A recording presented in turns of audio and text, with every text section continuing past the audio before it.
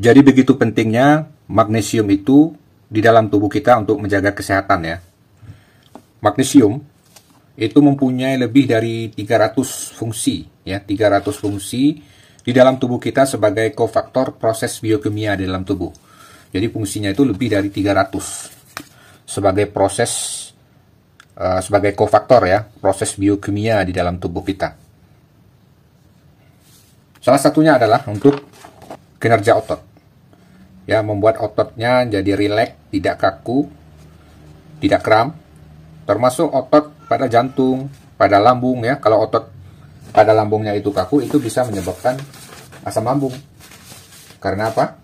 Karena ototnya itu tidak rileks ya. Jadi otot katup lambungnya ini tidak rileks sehingga katupnya itu membuka. Inilah yang menyebabkan asam lambung itu naik ke atas. Itu karena kekurangan magnesium ya. Asam lambung itu karena kekurangan magnesium. Apalagi fungsinya magnesium itu yang 300 ini ya, 300 lebih fungsinya. Dia meregulasi atau mengatur tekanan darah. Jadi penting juga buat yang hipertensi, yang darah tinggi, hipertensi. Magnesium ini berperan untuk mengatur tekanan darah yang normal. Itu salah satu fungsinya dari yang 300 ini. 300 itu dia sebagai kofaktor. Maksudnya kofaktor itu dalam proses biokimia yang terjadi dalam tubuh kita yang sangat kompleks itu, dia membutuhkan magnesium sebagai syaratnya gitu. Kalau nggak ada magnesiumnya, proses biokimianya itu tidak berjalan. Apalagi fungsinya, dia mengatur ataupun meregulasi kadar gula darah. Jadi bisa juga buat yang diabetes atau prediabetes yang gula darahnya sudah tinggi. Wajib konsumsi magnesium biar gula darahnya normal, tekanan darahnya normal, ototnya tidak kaku, tidak kram. Yang sering kram pada betis, yang menstruasi sering kram pada perut, pada rahim, sehingga menstruasinya sakit, lehernya sering kaku, pundaknya kaku.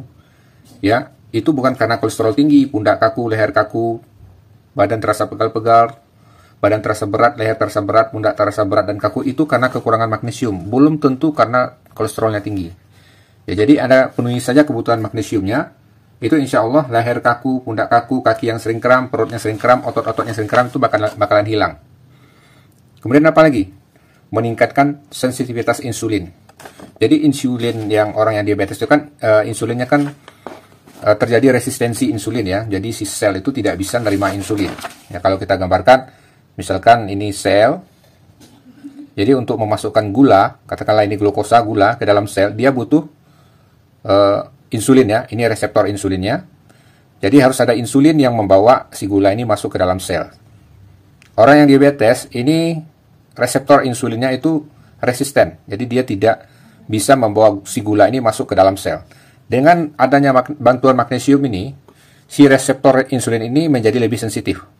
Sehingga gulanya tidak lagi terjebak di dalam pembuluh darah sehingga bisa masuk ke dalam sel. Dan ini sangat penting bagi orang yang diabetes itu, gulanya bakalan tinggi di dalam pembuluh darah karena gulanya nggak bisa masuk. Itulah peran magnesium. Salah satunya dari sekian banyak ya. Ini yang penting-penting aja. Kalau diuraikan 300 ini banyak sekali ya. Apalagi fungsinya, selain meningkatkan sensitivitas insulin, dia berperan penting dalam kinerja saraf. Ya, dalam kinerja saraf. Jadi orang yang sarafnya itu tidak rileks, ya, itulah yang menyebabkan kecemasan atau anxiety. Apalagi insomnia. Apalagi stres. Karena sarafnya itu tegang. Ya, stres atau depresi. Sarafnya tegang, nggak rileks ya. Kenapa? Karena kekurangan apa? Magnesium juga. Orang yang kekurangan magnesium, ciri-cirinya itu ya, kalau Anda sudah stres, gampang cemas, gampang deg-degan, overthinking, susah tidur, apalagi depresi. Nah, itu sudah pasti kekurangan magnesium ya. Dilengkapi kebutuhan magnesiumnya, insya Allah gejala-gejala tadi itu bakalan hilang. Jadi nggak usah minum obat penenang atau obat-obat kimia, itu tidak menjadi solusi. Jadi melindungi saraf ya, magnesium ini melindungi saraf dan merilekskan saraf yang tegang. Sehingga magnesium sangat berpenting bagi yang menderita apa? Susah tidur, insomnia, anxiety, kecemasan, depresi, stres, moodnya nggak bagus. Gangguan psikologis, moodnya nggak bagus ya. Kemudian apa lagi? Dia berperan penting pada kinerja kelistrikan tubuh. Kelistrikan tubuh itu mencakup otak dan jantung, gelombang otak dan juga jantung ya. Jadi biar jantungnya sehat kinerjanya, sehingga jantungnya bisa bekerja dengan normal memompa darah. Jadi butuh peran magnesium ini untuk kesehatan jantung juga. juga untuk kesehatan otak juga, ya, untuk gelombang otak. Dia mengatur kelistrikan tubuh. Magnesium itu juga berperan untuk menyembuhkan migrain. Yang sering sakit migrain atau nyeri-nyeri yang kronis ya. Karena dia ini anti nyeri. Anti nyeri yang alami. Ini bukan obat kimia, ini suplemen mineral. Dia sifatnya juga sebagai anti nyeri.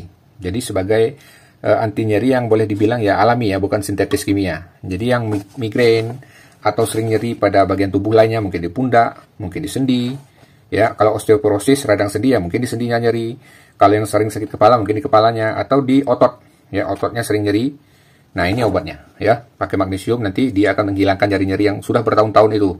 Sudah migrain bertahun-tahun nggak mau hilang-hilang karena Anda kekurangan magnesium, nggak pernah mengkonsumsi magnesium. Makanya migrain terus, nyeri terus, sendinya nyeri terus, pundaknya nyeri terus, punggungnya nyeri terus, atau otot-otot lain, mungkin di paha, mungkin di betis, mungkin di perut, mungkin di leher sering nyeri ya. Ini untuk menghilangkan nyerinya. Itu diantara yang penting ya. Dan banyak lagi fungsinya, yang 300 ini sangat banyak. Contoh ya, saya kasih contoh. Ada yang sering lemas ya, nggak bertenaga, kurang energi, padahal sudah makan yang cukup, sudah istirahat yang cukup, tapi kok lemas? Karena memang selnya nggak bisa menghasilkan energi. Kembali lagi saya kasih contoh ya, anggaplah ini sel. Di dalam sel itu ada namanya mitokondria.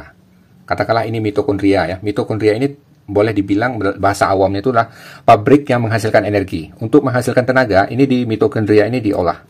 Untuk menghasilkan tenaga itu atau energi, mitokondria ini butuh yang namanya apa? Oksigen ya, oksigen, O2. Butuh namanya gula, glukosa ya. Glukosa kan dari makanan ya, dari kita makan, masuk glukosanya. Dan itu untuk memasukkan glukosa ke dalam sel juga butuh yang namanya insulin ya. Dan reseptor insulin ini harus sensitif. Nah, magnesium ini tadi kan sudah diterangkan ya, dia berfungsi juga untuk meningkatkan sensitivitas si reseptor ini. Si reseptor insulin ini dibikin sensitif biar gampang untuk memasukkan glukosa ke dalam sel. Makanya orang diabetes wajib mengkonsumsi ini biar reseptor insulinnya itu bisa sensitif lagi, biar nggak tinggi lagi gula darahnya. Oke, kita kembali ke sini. Jadi untuk menghasilkan tenaga atau energi, di samping O2, glukosa, supaya dia bisa menghasilkan energi atau yang disebut dengan ATP, itu satuannya kan ATP ya, energi ya. Nah, itu dia butuh magnesium. Jadi ada syaratnya di sini, kofaktor ya, syarat ya. Jadi magnesium ini sebagai kofaktornya. Kalau nggak ada magnesium atau kurang atau nggak cukup, nggak bisa menghasilkan energi, makanya lemas. Ada yang sering lemas, nggak bertenaga, kurang energi, kekurangan magnesium. Ya, jadi suplemen magnesium ini boleh kita bilang wajib ya Bapak Ibu ya, apalagi yang umurnya sudah 30 tahun ke atas. Itu udah pasti kekurangan magnesium, itu karena memang pandemi kekurangan magnesium itu ya. Kekurangan magnesium nih, itu sudah pandemi seluruh dunia, bukan kita aja Bu. Di negara lain juga gitu. Kenapa? Karena faktor tanah atau soil. Nah, ini saya terangkan ya biar paham ya. Soil ya, soil. Soil itu bahasa Inggris, kalau kita tuh tanah. Jadi magnesium ini sumber utamanya adalah sayur-sayuran hijau, kacang-kacangan, ya, sayuran hijau, kacang-kacangan. Apalagi yang jarang makan sayur, udah pasti kekurangan magnesium, ya. Beda dengan vitamin D ya. Kalau vitamin D kan sumbernya sinar matahari ya. Vitamin D itu sumbernya sinar matahari. Kalau magnesium ini pada sayuran-sayuran yang berdaun hijau.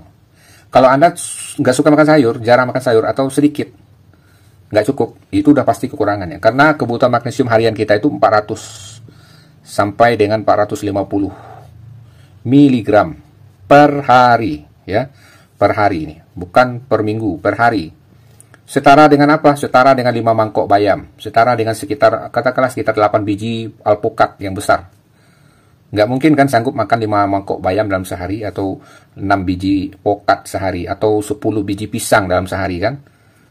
Itu kalau memang ada dimakan. Kalau jarang dikonsumsi, Anda nggak suka makan sayur, nggak makan pokat, mungkin makan pokat sekali sebulan, makan bayam juga jarang, kacang-kacangan juga enggak, itu udah pasti kekurangan magnesium. Makanya gejalanya apa pertama?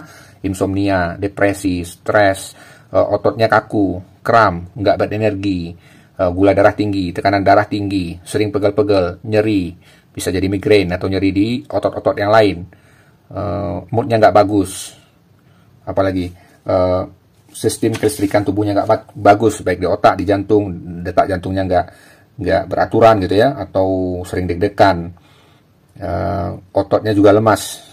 Nah, itu karena kekurangan magnesium. Jadi karena kebutuhan magnesium harian itu tidak terpenuhi.